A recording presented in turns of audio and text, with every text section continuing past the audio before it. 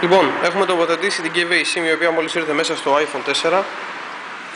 421 έκδοση baseband 031001.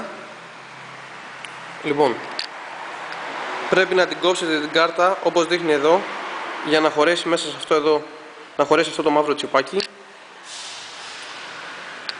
Λοιπόν, ανοίγει το τηλέφωνο, περιμένουμε να μας βγάλει το μήνυμα της Gateway.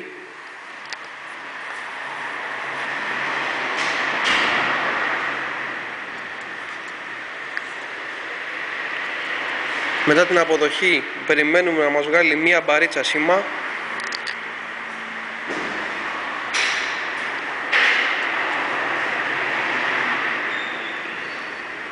Καλούμε το 112 για 2 δευτερόλεπτα.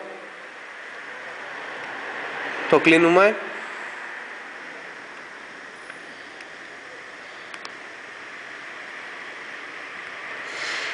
Πάμε στο plane mode, χρήση σε πτήση.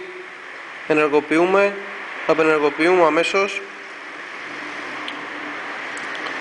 Βγαίνει το πρώτο μήνυμα αποτυχία SIM. Θα μας βγει άλλο ένα μήνυμα τώρα.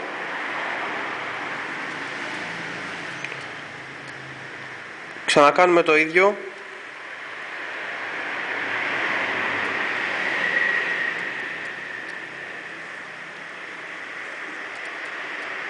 Και περιμένουμε να δούμε το σήμα της Κοσμοτέ.